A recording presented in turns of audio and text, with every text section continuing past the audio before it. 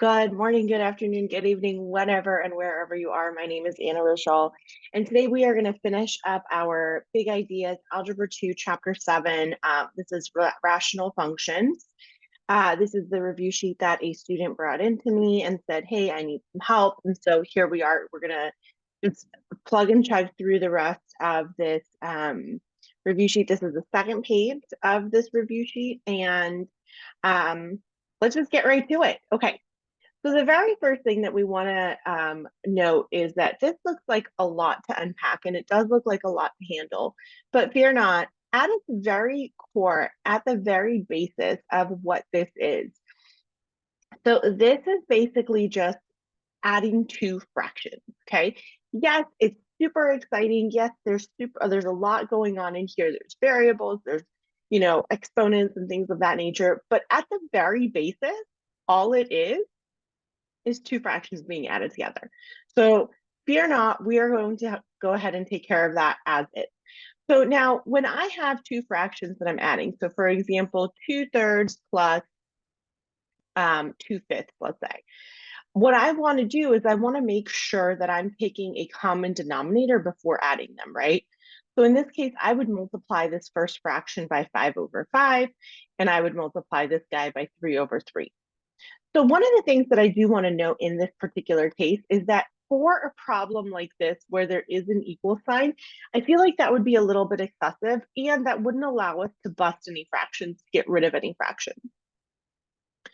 So I want to go in and say, yes, it is a fraction problem, but we also want to make sure that we get rid of these fractions. So how do we bust these fractions? How do we get rid of them?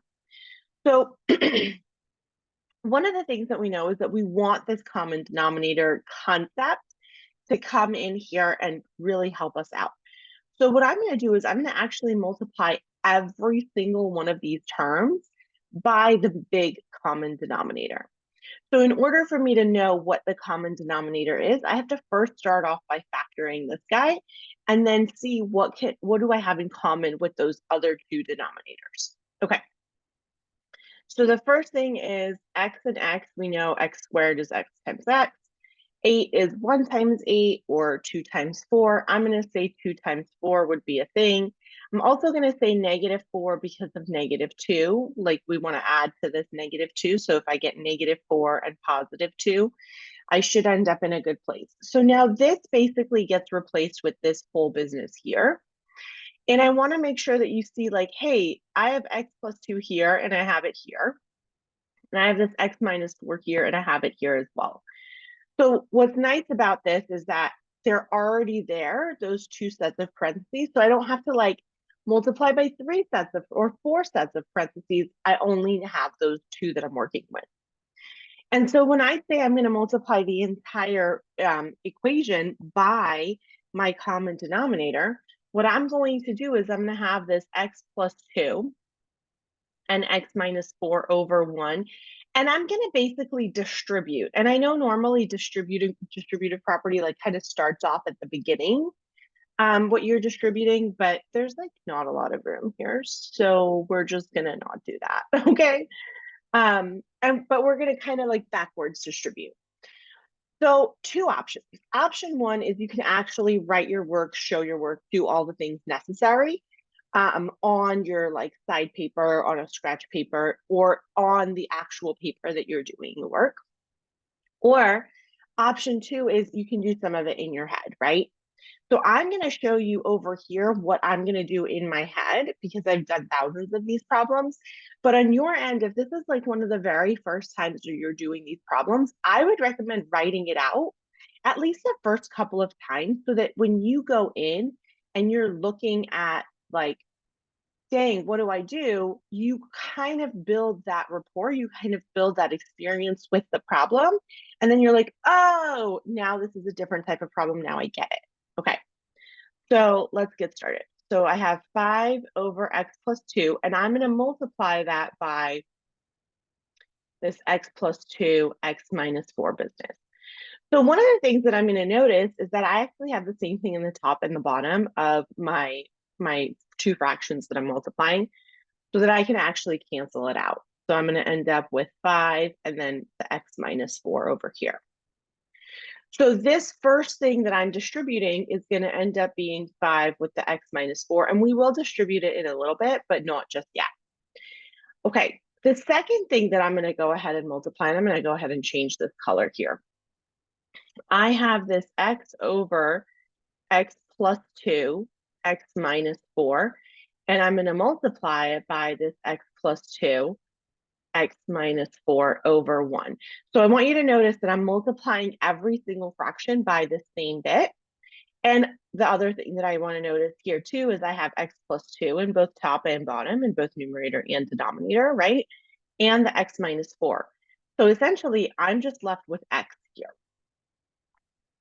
And in this last one, I have 2 and x minus 4 in the denominator. I'm going to go ahead and I'm going to multiply this by, again, the same business, x plus 2, x minus 4. And I noticed that the x minus 4 is the same numerator denominator.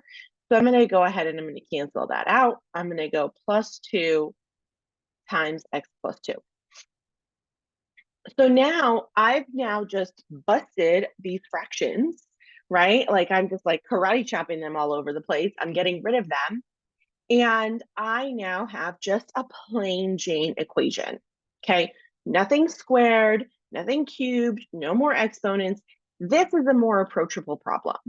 Okay, so let's go ahead and do this. So I'm going to distribute the 5x minus 20 equals x plus, and I'm going to distribute the 2x plus 4. I'm going to go ahead and combine like terms, right? So I have 5x minus 20 equals 3x plus 4. I'm going to subtract 3x on both sides. And I'm going to add 20 on both sides. And I'm going to be left with the 2x equals 24. Divide by 2, x is equal to 12. So this is my answer. Sometimes you'll be asked to say, what is the restriction, right? Or state the restriction. In this case, because if I put 12 into any one of these x's in my denominator or my numerator, I won't have any fractions that are undefined. So there are no restrictions here. Okay. Let's go ahead, let's take a look at this. So the same business, I'm going to go ahead and I'm going to factor this guy here.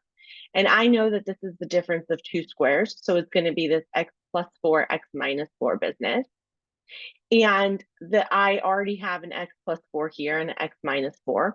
So I'm going to go ahead and I'm going to multiply the entire equation again so I can bust those fractions by this x plus 4, x minus 4. So let's go ahead, let's get started. So I have x over x plus 4 times this whole bit here over 1, right? So we can't forget that it's still a fraction, so we're still doing fraction multiplication. And then this cancels because it's the same terms. So I'm going to end up with x times x minus 4 equals. So next bit, I have this x plus 8 over my x plus 4, x minus 4 bit, right? And when I multiply it, because I'm multiplying by this x plus 4, x minus 4 bit, and it's over 1, I can actually eliminate the entire piece. So I'm just going to be left with x plus 8. And my last bit of 2 over x minus 4 times x plus 4, x minus 4 over 1, just the x minus 4s cancel. And so now I'm going to be left with, oh, that's a minus, guys. That's a minus. We want to watch out for that. Plus 4. Okay. So again, I've busted my fractions. I've karate chopped them out of my face because I don't want them. And here I am going to now distribute and combine like terms and do whatever I need to do. So in this case, because I have x times x, I am going to end up with x squared minus 4x equals x plus 8 minus 2x. Now, I want you to not forget that you're distributing this negative to both of these. So it's negative 2 times x, negative 2x, negative 2 times 4 is negative 8. So in here, I have this positive 8 and negative 8. So they'll kind of cancel out when I do combining like terms. And then I can combine this x and this negative 2x and make it negative x. I'm going to bring over this plus x to the other side. Now, when I get rid of everything on one side of the equation, I have it set equal to 0. So x squared minus 3x equals 0. And then I can factor out an x from here and end up with x minus 3 equals 0. And so I know that I have x equals 0 and x equals positive 3 by setting each of these equal to 0, right? Kind of like each of these parentheses equal to 0. Now, we want to make sure if we need to restrict anything, we need to go back in and say like, hey, is anything going to be a 0 denominator? In this case, no, because 0 plus 4, 0 squared minus 16, and 0 minus 4, those will all give me something other than 0. And so then, ta-da, now I can go ahead and say that both of them are the answer. Okay, let's take a look at this one. So this one is one that I'm going to actually go in and I'm going to not do this side work just so that you can understand and see what it is that I do when I'm not doing the side work, when I'm doing that math in my head. Okay, so first things first, I'm definitely going to go ahead and factor this guy out. Now, because I see this negative 5 and positive 2, my feeling is it's going to be x minus 5 and x plus 2. But definitely go ahead and let's check it out, right? So when I multiply these two, I'm going to end up with negative 5x. When I multiply these two, I get 2x. When I add them together, I end up with negative 3x, which is exactly what I want. And then when I multiply negative 5 and positive 2, I do end up with negative 10. So whoopee, this is exactly what I want. Okay. So now that I know that I have these two as my common denominator, as the thing that I want to set up over and over and over again, I'm going to end up doing this x minus 5, x plus 2 over 1, and I'm going to distribute this whole bit to every single one of these. Now, it's going to make my life a little easier if I start from this side first instead of here. I know it's kind of a little tricky. So in my mind, I'm thinking I need to multiply this guy by this guy. If I see that my denominator here is x minus 5, I know I'm going to get rid of this x minus 5 and this x minus 5. And I'm just going to be left with the x and the x plus 2. So my first term is going to be x times x plus 2. My second term, I know I'm going to have a 2, right? Because the 2 won't cancel out with the 1. But this x plus 2 is going to cancel out, right? So I'm only going to be left with this x minus 5 bit in here. Kind of like I'm multiplying in this direction, okay? Then I know in my last bit, my denominator has an x minus 5 and an x plus 2. Guess what? My numerator also has that. And because the only thing that's left is 35, we're just going to leave 35. And that's where it's at, right? We've busted all our fractions. We no longer have any other fractions. And now we're going to distribute this guy, and we're going to distribute this guy, and we're going to call it good by doing all the steps. Okay. So now I have x squared plus 2x plus another 2x minus 10 equals 35. I'm going to combine like terms. So x squared plus 4x minus 10 is 35. I'm going to subtract the 35 from both sides. So plus 4x, so minus 45 equals 0. And then I'm going to go ahead and factor. I'm actually going to factor up here because I feel like I need a little bit more room. So I'm going to rewrite this just to make my life easier so I'm not looking up and down all over the place. Okay. So x times x is x squared. 45, my factors of 45 are 1 and 45, 5 and 9, 3 and 15. So I'm going to say 5 and 9 are my numbers because if I have a positive 9 and a negative 5, that's going to add up to 4. And if one of these is negative, like in this case, then I'm going to multiply to negative 45. So I'm in business. And now I'm going to set each of these guys equal to 0. So x is going to be regular 5 and x is going to be negative 9. And now we're going to go in and take a look. So let's take a look here. What would happen if I put 5 in here? I would end up with this 5 minus 5, which is actually 0. I cannot have that as a possible answer. So I need to actually reject this answer. I need to say this is a restriction. This is not a good answer for this particular problem. Because if it does become an answer, I'm going to have an undefined fraction, and I don't want that. So that means this is my only answer. This is the only possible option that I have. Okay. Let's take a look at this one, and let's make sure that we do the same exact business. Okay. So I'm going to go ahead and factor this. I know, again, that it's usually going to be the same things, but let's just, humor us ourselves. 1 times 2 is 2. 1 plus 2 is 3. Amazing. We factored it, and we didn't really have to do much work. So again, I'm going to go in and I'm going to multiply by this in the numerator. And I'm going to distribute this whole business to here, and to here. Okay. So I know in the first fraction, the x plus 1s are going to cancel. So I'm going to be left with just the x plus 2. In the second fraction, the x plus 2s will cancel. So I'm going to be left with just the x plus 1. And in the end, everything will cancel. So I'm going to be left with just 17. Again, I'm going to go ahead and distribute 3x plus 6 plus 4x plus 4 equals 17. So I have, whoops, not 10x. Yikes, guys, I almost made a mistake. That's okay. It's only embarrassing if you let it become embarrassing.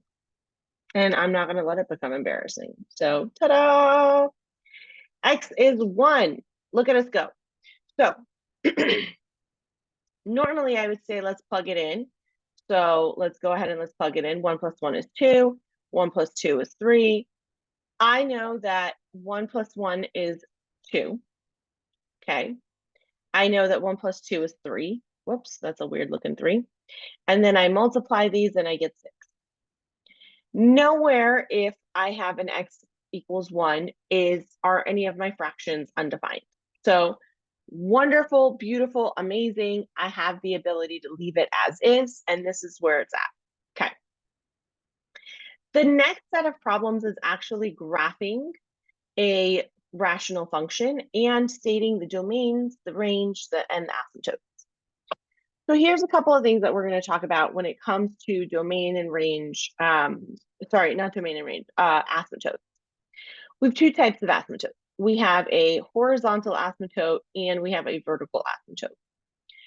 Horizontal asymptotes generally tend to look like this. They're lines that go across and they're parallel to the x-axis. So they kind of resemble that x-axis.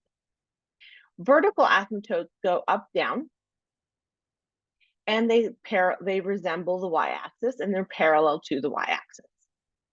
In order for us to find the horizontal asymptote, we are actually going to look at this vertical piece right here.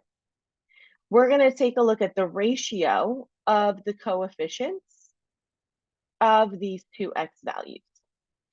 As Algebra 2 students, that's the only type of horizontal asymptote you should be looking for.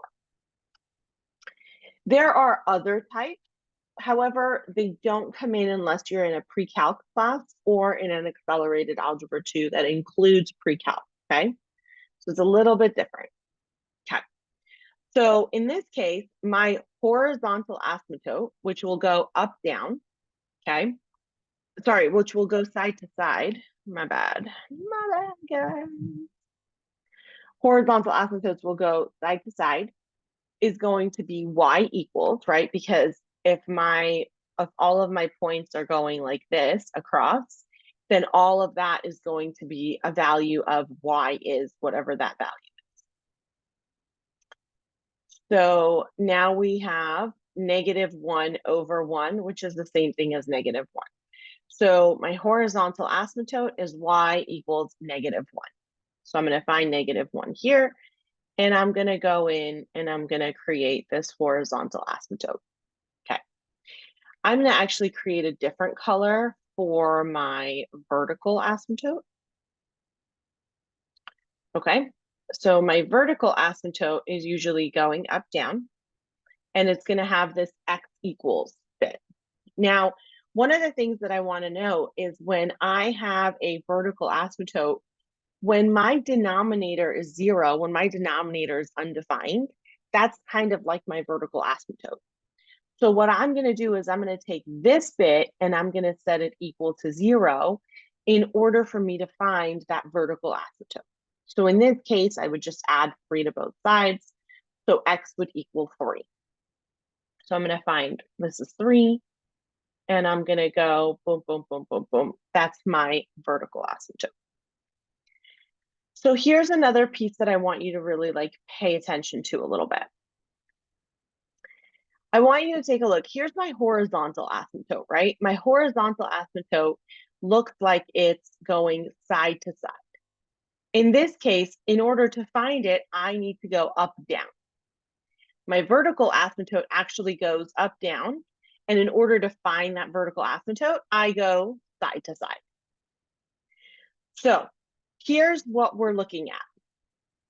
We want to make sure that we have them actually kind of it's an opposite way of finding it and drawing it, okay? So if I'm drawing side to side, I'm looking up, down. If I'm drawing up, down, I'm looking side to side. That's the main piece. That's the main important piece.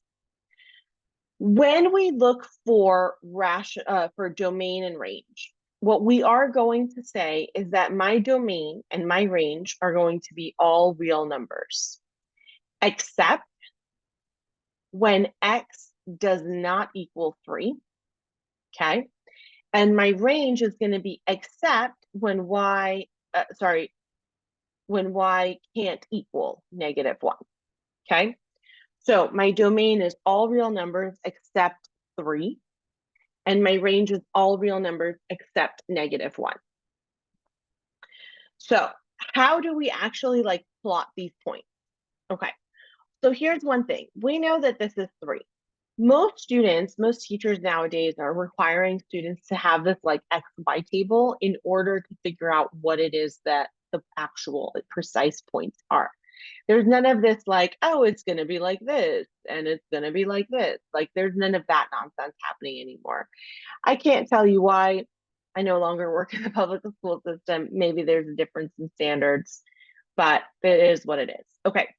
So here we are. We're going to go 1, 2, 3 units to the right and 1, 2, 3 units to the left. And we're going to plot those into an XY table. And we're going to replace my X values in here with all of these numbers in order to find the actual point. So if I put in 0 for x's, I'm going to end up with this -2/3. If I put in 1 for x, I'm going to end up with -1 plus 2 over 1 minus 3, which is 1 over -2, which is -1/2. If I put in 2, I'm going to end up with the same business, -2 plus 2, which is 0. So 0 it is. That means these 3 points are going to be on this side of my graph. So I'm going to go 0, -2/3, which will probably be somewhere between 0 and -1. 1 is going to be at -1/2. So maybe I should put it a little lower here. 1 is going to be -1/2, and 2 is going to be 0. So we see it going in this upward direction, and we know that our rational numbers are going to have these asymptotes. Our rational functions are going to have these asymptotes. So we're going to kind of draw them so that they kind of get guided by our asymptotes. I'm going to do the same thing with 4, 5, 6.